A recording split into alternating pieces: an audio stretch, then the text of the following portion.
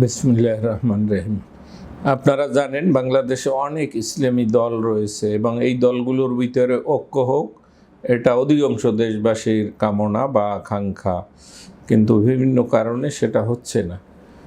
বাংলাদেশের মানুষ ইসলামকে পছন্দ করে এবং সত্যিকার ইসলামী আন্দোলন বা ইসলামী রাষ্ট্র ব্যবস্থা, ইসলামী সরকার ব্যবস্থার মাধ্যমে জনগণের সামনে যদি বেটার কিছু, ভালো কিছু, প্রচলিত পদ্ধতির বিপক্ষে উত্তম কিছু দাঁড় করানো যায়, তাহলে দেশের মানুষ সেটা বিনা প্রশ্নে মেনে নিতে বাধ্য।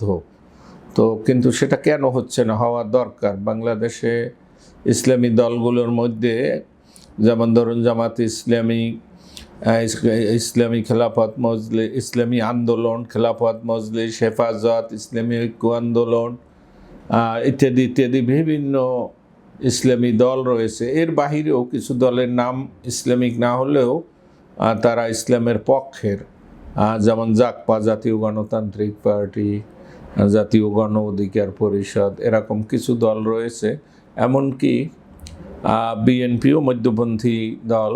বা এর বাহিরেও বিভিন্ন খানকা, মাদ্রাসা, এতিমখানা, কওমি মাদ্রাসা, আলিয়া মাদ্রাসা, যারা কোনো দলের সাথে সরাসরি সম্পৃক্ত নয় কিন্তু ইসলামের পক্ষে কাজ করে। তবলিগ জামাতে একটা বিরাট অংশ মানুষ, যদিও তারা প্রকাশ্যে কখনো রাজনৈতিক দলের সাথে সম্পৃক্ত হন না বা রাজনীতির কথা বলেন না, এবং এটা তাদের মূলনীতিও তারা দাবি করে যে আমরা কোনো রাজনৈতিক কাজে বা রাজনৈতিক, কিন্তু যেহেতু তারা ইসলামের কাজ করে, মৌলিক ইসলামিক শিক্ষা দেয়, ইসলামের দিকে দাওয়াত দেয়, পরোক্ষভাবে সেটাও এদেশের ইসলামী আন্দোলনের পক্ষে চলে যায়। তো কেন তা আমরা ঐক্যবদ্ধ হতে পারছি না? এই ব্যাপারে আমাদের ওলামায়ে কেরাম, শায়েখ, বিভিন্ন ইসলামী দলের নেতৃত্ব, সবাইকে ভেবে দেখতে হবে। আমরা সব সময় মানুষকে ঐক্যবদ্ধ হতে বলি, অথচ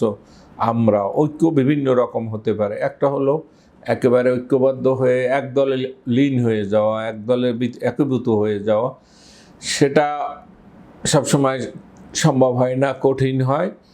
তবে বিভিন্ন মতবিরোধ নিয়েই আমরা কমন কতগুলো ফ্যাক্টর বা ব্যাপারে একমত হতে পারি এবং নিজেদের ভিতরে ঐক্য করতে পারি, তাহলে বাংলাদেশে একটা অপ্রতিদ্বন্দ্বী শক্তিতে পরিণত হতে পারে ইসলামী শক্তি।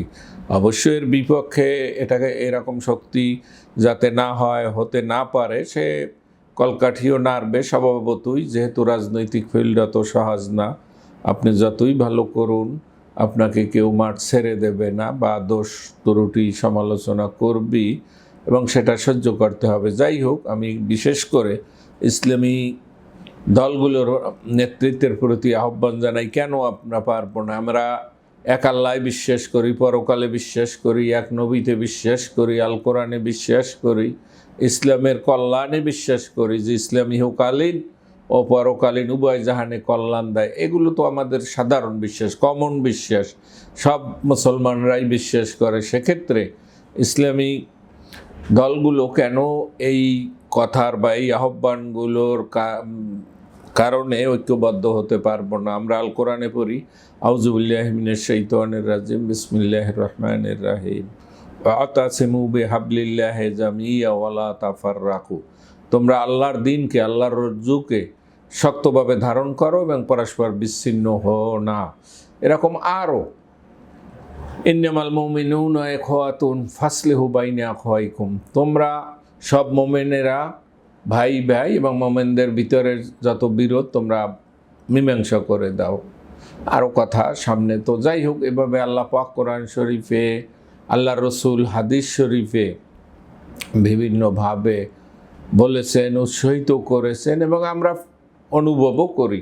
এখনও আমরা কোথায় ফিলিস্তিন, সেখানকার মুসলমানদের দুর্যোগে আমরা ব্যথা অনুভব করি, কোথায় কাশ্মীর, কোথায় আফগানিস্তান, কোথায় সিরিয়া, কোথায় মায়ানমার, আমাদের যদিও প্রতিবেশী, সেখানকার মুসলমানদের দুর্যোগ, দুঃখে আমরা একাত্মতা অনুভব করি।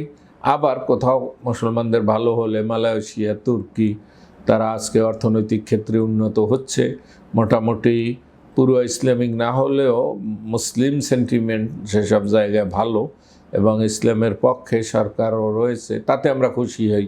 অর্থাৎ হাদিস শরীফে রয়েছে, তোমরা অন্য মুসলিম ভাইদের সুখে দুঃখে দুঃখিত হবে, আবার আনন্দে ভালোতে খুশি হবে। তো সেটাও আমরা হচ্ছি কম বেশি, কিন্তু আমরা ঐক্যবদ্ধ হতে পারি না। এখানে কিছু ত্যাগ বা স্যাক্রিফাইসের প্রশ্ন আসবে, এবং বড় দল হিসেবে যে দলগুলো বড় রয়েছে ইসলামী দলের মধ্যে, যাদের জনসমর্থন বেশি বা শক্তি বেশি, কর্মী বেশি, কর্মদক্ষতা বেশি, তাদেরকে কিছুটা স্যাক্রিফাইস করতে হবে, ছাড় দিতে হবে।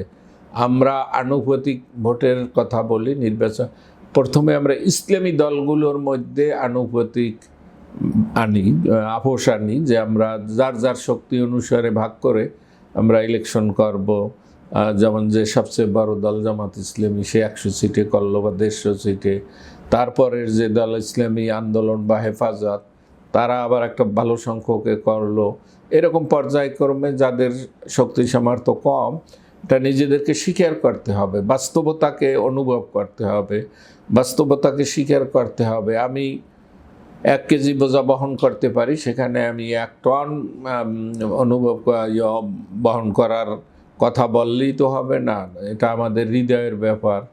তো যদি ইসলামী শক্তি কেন রাজনীতি করে, বা কোনো ব্যক্তির স্বার্থে না, কোনো নেতার স্বার্থে না, জনগণের স্বার্থে। কীরকম?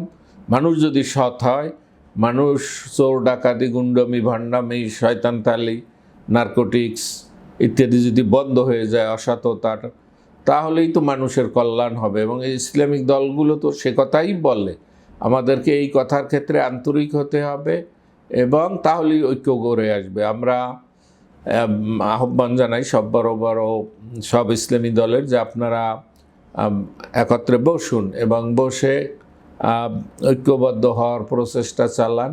আল্লাহর কোরআন এবং রসুলের সুন্নাহ যেসব দেশে ঐক্যবদ্ধ হতে পেরেছে ইসলামী শক্তি, সেখানে ইসলাম বিরোধী শক্তি দাঁড়াতে পারেনি, তাদেরকে মোকাবেলা করতে পারেনি, তাদের সামনে পরাজিত হয়েছে, পরাভূত হয়েছে। এর নজির পৃথিবীর বিভিন্ন দিকে। তো এই ব্যাপারে আমরা দিব আল কোরআনের শিক্ষা, রসুলের সিরাত সুন্নাহ এবং সাহাবাদের ত্যাগ কোরবানির বিনিময়ে তাদের শিক্ষার বদৌলতে আমরা আমাদের হৃদয়কে পরিশুদ্ধ করে ঐক্যবদ্ধ হওয়ার চেষ্টা করব।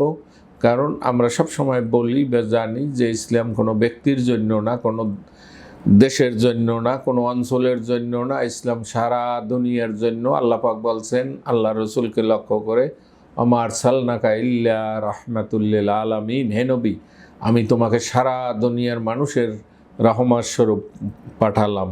তো আমাদেরকে অন্তত, আমরা তো আর নবী রসুল না, সাহাবাও না, কিন্তু অন্তত আমাদের দেশ যেখানে আমরা রাজনীতি করি, মানুষের কল্যাণে কাজ করি, সমাজনীতি করি, অন্তত এখানে আমরা এই কথাটার, যে আমরা এই দেশের মানুষের অন্তত কল্যাণ চাবো, ভালো চাবো, ঘুষ দুর্নীতি অনিয়ম জেনা ব্যভিচার সুদ এরকম যত অনৈতিক অনাচার অসততা রয়েছে সমাজে, সেগুলো উৎখাত করব। এক্ষেত্রে যদি আমরা একমত হতে পারি ইসলামিক দলগুলো, তাহলে ঐক্যবদ্ধ হওয়া সম্ভব।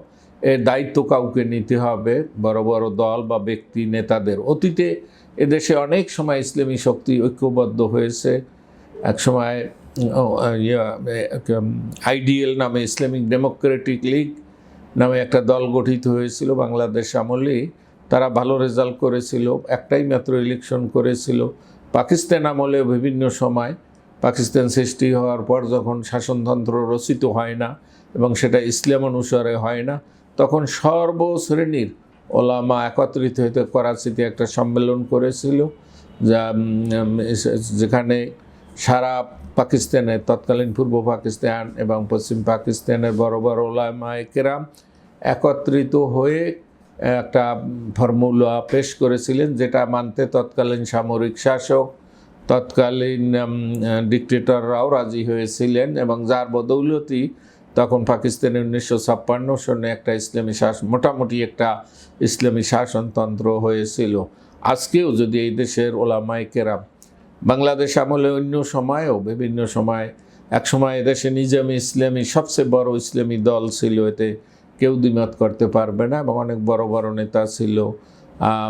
মাওলানা আতাহার আলী মৌলভী, ফরিদ আহমদ চৌধুরী, মোহাম্মদ আলী, এরকম দেশব্যাপী যাদের সুনাম ছিল, যোগ্যতা ছিল, তারা বিভিন্ন পর্যায়ে সারা পাকিস্তানের প্রধানমন্ত্রীও এক সময় হয়েছে নিজাম ইসলাম থেকে। এরপরে মাওলানা আতাহার আলীর নেতৃত্বে 1954 সনের যুক্তফ্রন্টে নিজাম ইসলাম খুব যোগ্য ভূমিকা পালন করেছিল।